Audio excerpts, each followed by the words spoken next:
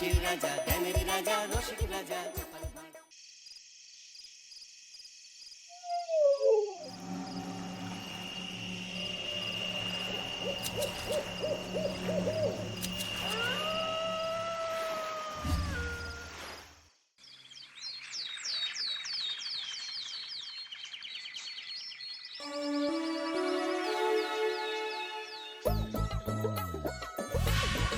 দূর দূর, হঠাৎ করে কেন যে এত চুল ঝরছে বুঝতেই পারছি না। কতদিন হয়ে গেল চুল ওঠা আর থামছেই না। না, এমন হতে থাকলে তো মাথায় টাক পড়ে যাবে। না না না, আজ রাজবৈদ্যের কাছে পরামর্শ নিতে হবে।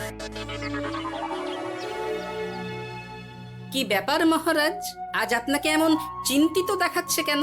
জীবনে বড় দুঃখ গোপাল, মন মেজাজ একদম ভালো নেই। সে কি, কি হয়েছে মহারাজ? গোপাল থাকতে দুঃখ কিসের? আর বলো না, মাথার চুলগুলো আজকাল ঝড়ে পড়া পাতার মতো পটপট করে ঝরে যাচ্ছে। আমি তো জানি কেন এমন হচ্ছে, কিন্তু এখনই মুখ খুললে চলবে না। আর একটু বেশি বিপদ বাড়লে তখন মাঠে নামবো। তাই বলুন। এ তো খুব ছোট ব্যাপার, চুল ঝরলে টাক পড়বে, আর সেটা পড়া কত ভালো জানেন? কথায় আছে, যত বড় টাক তত বেশি টাকা। তুমি চুপ করো তো বাপু। যদি টাক থাকলেই টাকা হতো, তাহলে তোমার টাকা কোথায়? যেটা বোঝো না সেটা নিয়ে কথা বলো না। তাই না তাই, মহারাজের ঝরছে চুল, চিন্তার ভাঁজ মাথায়। গোপাল যতই চেষ্টা করুক, চিড়ে ভিজবে না কথায়। তোমরা সকলে থামো তো দেখি। ও রাজবৈদ্য, তুমি এর কিছু উপায় বলো। আগে মহারাজ, অনেক সময় দেহে ওই লৌহের পরিমাণ কমে গেলে এমন চুল ঝরে। আপনি বরং পালং শাক, ওই কিশমিশ, কলা ও আরো কিছু ফল আমি বলে দিচ্ছি, সেগুলো বেশি করে খান। আচ্ছা আচ্ছা আচ্ছা, তবে তাই করে দেখি।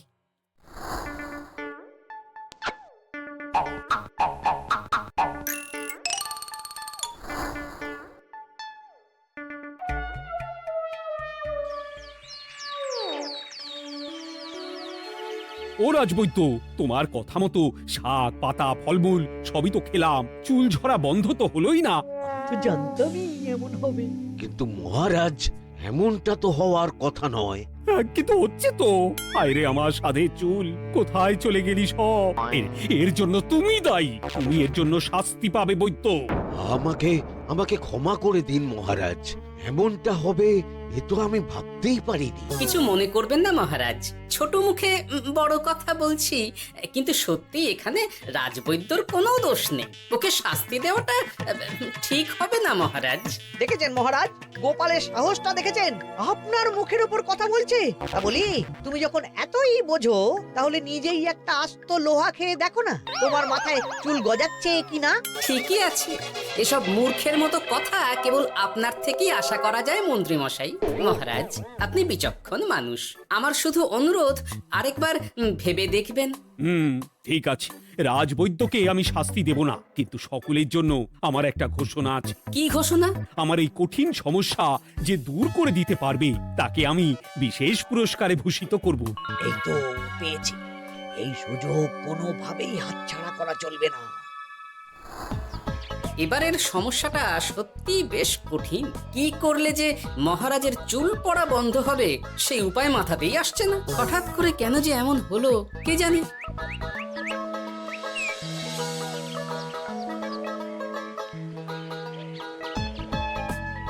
ও মা, তুমি এসে গেছো? একটু বসো, আমি তেলটা মেখেই হাত ধুয়ে খাবারটা বাড়ছি। হ্যাঁ, সে ঠিক আছে, কিন্তু তুমি কিসের তেল মাখছো এটা? কি আবার মাথার চুলের তেল? এখানেও চুল, ওদিকে মহারাজেরও চুল ঝরে পড়া নিয়ে আমরা সবাই হিমশিম খাচ্ছি গিন্নি। আরে মহারাজের অত সুন্দর কালো চুলগুলো ঝরে যাচ্ছে, এ তো ভারী দুঃখের কথা। সে আর বলতে, ওই জন্যই তো আমি বাবা মাথায় এই জড়িবুটি তেল মাখি। এতে চুলের গোড়া শক্ত করে, চুলকে ভালো রাখে, নতুন চুল গজায় সব। হ্যাঁ। কি কি বলে? নতুন চুলও গজায়? সত্যি? হ্যাঁ। বাহ, তাহলে আর চিন্তা কি। আমাকে এই তেলটা একটু দিতে পারবে গিন্নি? মহারাজকে দিয়ে আসি। উনি বলেছেন যে ওনার সমস্যা দূর করতে পারবে তাকে উনি পুরস্কার দেবেন। ওমা, এই তাই নাকি? এই তো দারুণ ব্যাপার গো। নাও নাও নাও, তেলখানা নিয়ে মহারাজকে কাল দিয়ে এসো তাহলে।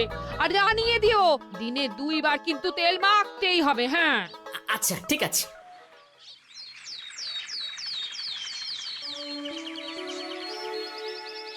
কোনো উপায় খুঁজে পেলে তোমরা? আগে মহারাজ, আমি আপনার জন্য নকল চুল বানিয়ে এনেছি। যতদিন আপনার চুল পড়া বন্ধ না হচ্ছে ততদিন আপনি এটা পরে ব্যবহার করতে পারেন। সে তো বুঝলাম, কিন্তু নকল চুল তো আর আসল চুলে জায়গা নিতে পারবে না বিজ্ঞানী। আসল চুলের কথা ভেবে আমি আপনার জন্য কেশুত্তে পাতা এনেছি মহারাজ। আচ্ছা বেশ। তা গোপাল, খুব তো আগের দিন বকবক করছিলে, তুমি কি এনেছো শুনি? সেটা যথাসময়ে দেখতে পেয়ে যাবেন মন্ত্রী মশাই। এটা জড়িবুটি তেল মহারাজ, আমি এটা আপনার জন্য এনেছি। এতে নতুন চুল গজায় আর চুলের স্বাস্থ্যও ভালো হয়।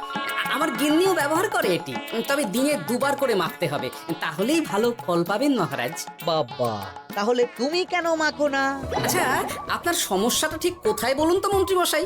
মহারাজের জন্য কিছু আনলেও কথা শোনান, না আনলেও কথা শোনান। সত্যি তো মন্ত্রী, কেন তুমি সব সময় গোপালের পিছনে পড়ে থাকো বলো তো?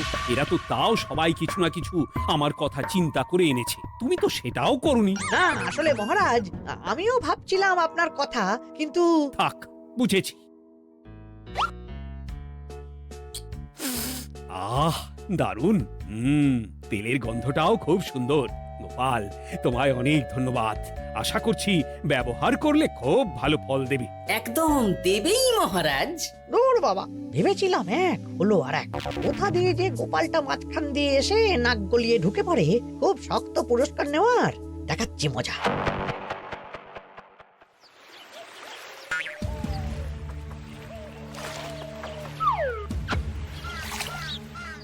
এবারে গোপালের তেল দিয়েই সব কিছু তোলপাড় করব।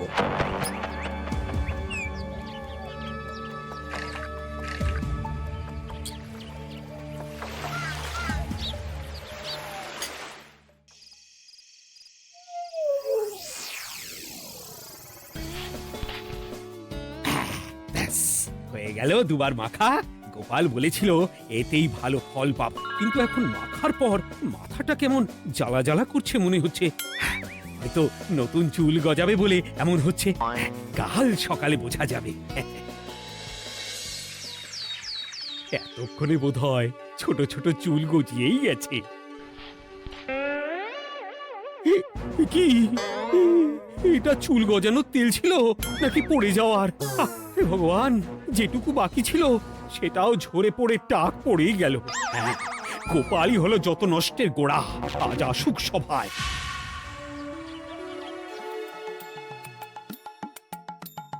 এই যে এখন এলেন উনি।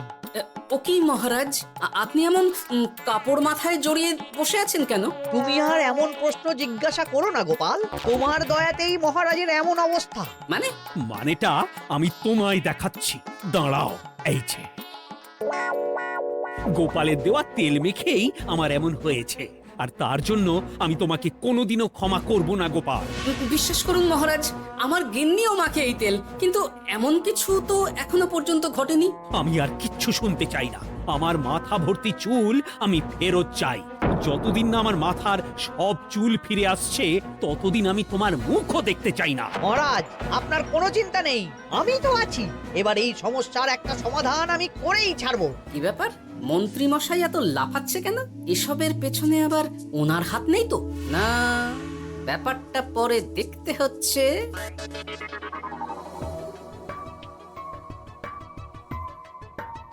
আমি বলি কি মহারাজ, এই সময়টা বরং আপনি নকল চুলটা মানে মানে পর চুলা ব্যবহার করুন। হ্যাঁ, অগত্যা, কিছু তো একটা গন্ডগোল আছেই। গিন্নিও তো রোজ মাথায় তেল মাখে, কই এমন তো হয় না। মন্ত্রী যদি কিছু করেও থাকে তাহলেও হাতে নাতে ধরবো কিভাবে? ও কি গো গোপাল দাদু, এখন এই সময় তুমি রাজসভা ছেড়ে এখানে? তোদের দাদু আর রাজসভায় যাবে না রে? কি বলছো গো? কেন? আর কেন, বিনা দোষে এমন শাস্তি। তোমায় শাস্তি দিয়েছে, তুমি শুধু বলো কে তোমার সাথে কি করেছে, বাকিটা আমরা বুঝে নিচ্ছি। আচ্ছা, আর বলছি কৃষ্ণনগরের মন্ত্রী মশাইয়ের বাড়িটা কোন দিকে একটু বলতে পারবেন? কৃষ্ণনগরে নতুন নাকি? আগে তো আপনাকে কখনো দেখেছি বলে মনে পড়ছে না। হ্যাঁ, আমি এখানে থাকি না, আমি এখানে আমার কাজে এসেছি, তাই মন্ত্রী মশাইয়ের বাড়ির ঠিকানাটা যদি একটু বলে দেন। নিশ্চয়ই, এ পথ দিয়ে সোজা চলে যান, তারপর কিছুটা ডান দিকে গেলেই পেয়ে যাবেন। আচ্ছা, অনেক ধন্যবাদ। ভিন গাঁয়ের লোক মন্ত্রী মশাইয়ের বাড়িতে, ব্যাপারটা বেশ সন্দেহজনক লাগছে। এই এই গুলটে ন্যাপলা, তোরা তোরা দুজন একটু আড়াল থেকে দেখতো লোকটা মন্ত্রী মশাইয়ের বাড়িতে ঠিক কি জন্য এসেছে, তারপর আমায় খবর দিস। ঠিক আছে গোপাল দাদু। তোমার আবার এখানে আসার কি দরকার ছিল? আমি তো বলেছি যে আমি ঠিক গিয়ে তোমার পাওনা গন্ডা মিটিয়ে দেবো। মিটিয়ে দেবে? কতদিন হয়ে গেছে জানেন? দেখো, হয় আমার কীটনাশক আর সার সব ফিরিয়ে দিন, নয়তো আমার জিনিসের দাম মিটিয়ে দিন। কীটনাশক, সার আর কি করে ফেরত দেবো বলো? ও তো সব পুকুরের জলে মিশে গেছে। ওসব আমি জানি না, আমার পাওনা গন্ডা মিটিয়ে দিন, ব্যাস। চল চল, এখনই তাহলে গোপাল দাদুকে গিয়ে সব জানাই। চল চল দাদু, ও গোপাল দাদু। তোরা এসে গেছিস? আয় আয় আয় আয় আয়। মন্ত্রী মশাইয়ের মুখ থেকে অনেক খবর পেলাম। তাই নাকি?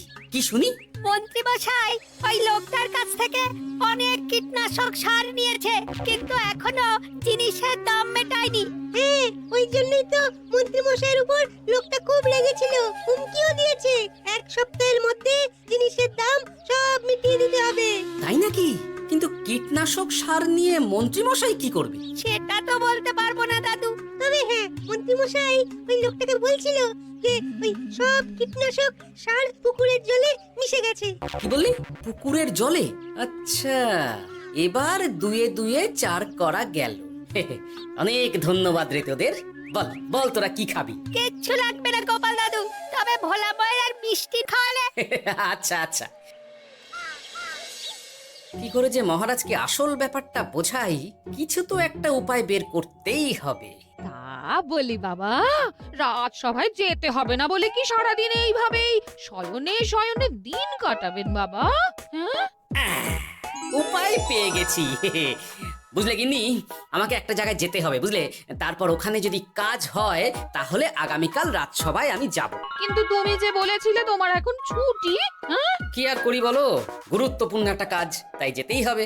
আচ্ছা যাও। ওই গো বিজ্ঞানী। আরে গোপাল যে, বলো। এই যে বিজ্ঞানী, একটা বিশেষ দরকারে তোমার কাছে এলাম, বুঝলে? হ্যাঁ, বলোই না। আচ্ছা, এই দূষিত জলকে কিভাবে আবার পরিশুদ্ধ করে বলতে পারবে? কেন পারবো না? জলের মধ্যে একটু চুন আর ফটকিরি দিয়ে দিলেই জল আবার দূষণমুক্ত হয়ে যাবে। তবে ওগুলো দেওয়ার পর কিছুদিন সেই জলকে ব্যবহার করা বন্ধ রাখতে হয়। হ্যাঁ। আচ্ছা আচ্ছা, অনেক ধন্যবাদ, আসি তাহলে। হ্যাঁ,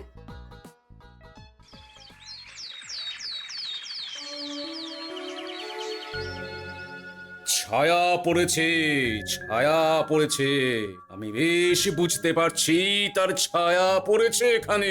কার ছায়া পড়েছে? আজকাল তোর মাথা থেকে অনেক চুল ঝরে পড়ছে, তাই না? আগে হ্যাঁ সাধু বাবা, আপনি একদম ঠিক কথা বলেছেন। ও বাবা, এই আবার কোথা থেকে উদয় হলো? আরে আমি একা গিয়ে সেই স্নানের পুকুর পরিদর্শন করতে চাই। যথা আজ্ঞা বাবা।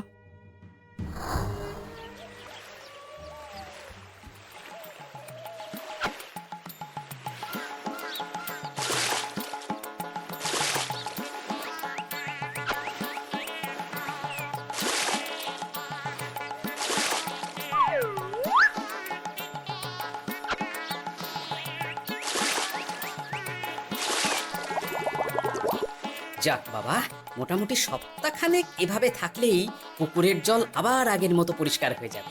এবার শুধু মহারাজকে একটু বুঝিয়ে বললেই হয়ে যাবে।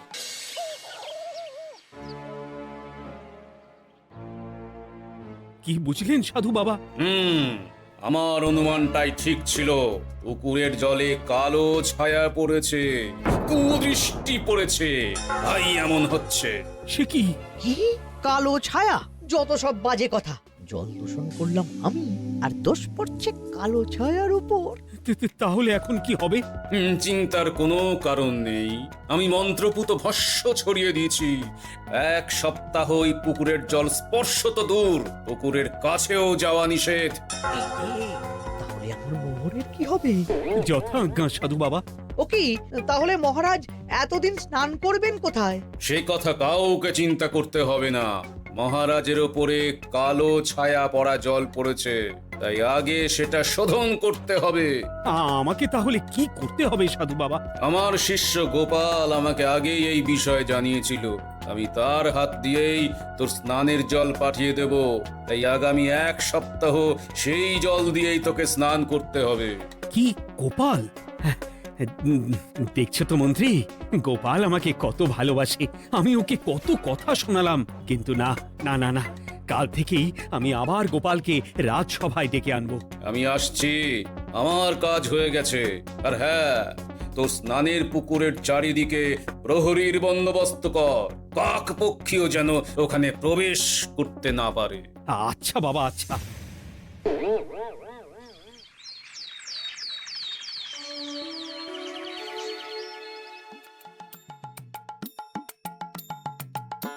গোপাল, তোমাকে আবার এখানে দেখতে পেয়ে আমার খুব ভালো লাগছে। তোমার গুরুদেব গতকাল এসেছিলেন, কিছু মনে করো না। না বুঝেই তোমাকে অনেক কথা শুনিয়েছি। না মহারাজ, আমি জানি আপনি আমাকে খুব ভালোবাসেন, তাই আমি কিছু মনে করিনি মহারাজ। এই নিন, আমি আপনার স্নানের জল এনেছি। হ্যাঁ হ্যাঁ হ্যাঁ, দাও দাও দাও।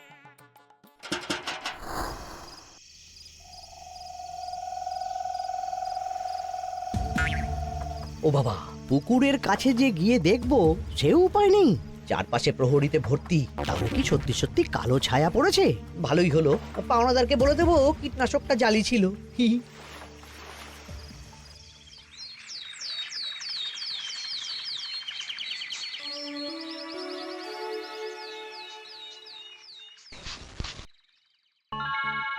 এই তো আমার সেই পুরনো কালো চুলগুলো আবার ফিরে এসেছে। আহা, কি যে আনন্দ হচ্ছে দেখে। আজ 1 সপ্তাহ সম্পূর্ণ হলো। গোপালের জন্য আমার স্নানের পুকুর থেকে কালো ছায়া দূর হয়েছে। আমাকে এই সমস্যা থেকে দূর করার জন্য আমি গোপালকে 100টি মোহর উপহার দিতে চাই। ধন্যবাদ মহারাজ। দূর, আমার আর ভালো লাগে না। সব সময় গোপালই মোহর পায়, এটা তো আমার পাওয়ার কথা ছিল। এদিকে আজকে পাওনাদারও আসবে।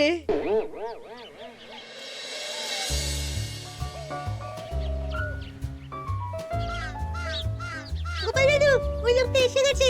আচ্ছা, আসছি। এটা তো মন্ত্রীর বাড়ির দিকে রাস্তা। আমরা তাহলে ওদিকে কেন যাচ্ছি গোপাল? আপনার পুকুরের আসল রহস্যটা কি সেটা আপনি জানবেন না মহারাজ? মানে? নিজের চোখেই দেখুন, তাহলে বুঝতে পারবেন। আর একটু সময় দাও আমায় ভাই, এমনিতেও তোমার কীটনাশক কোনো কাজের নয়। কি এখন এসব কথা? আর একদিনও সময় দিতে পারছি না। একটু বোঝো, একটু। সব আমি মহারাজের পুকুরের জলে মিশিয়ে দিয়েছি। মন্ত্রী, তুমি তাহলে সেই কালো ছায়া? মহারাজ, আপনার পর্দা ফাঁস হয়ে গেছে মন্ত্রী মশাই। তুমি তাহলে সবটা জানতে? একদম প্রথম থেকে। রে, খুব জোর ফেঁসেছি। এদিকে পাওনাদার, ওদিকে মহারাজ, এখান থেকে কেটে পড়তে হবে। গন্ডগোল করে আবার পালানো হচ্ছে কবে রে? বলো, কেন করেছিলে?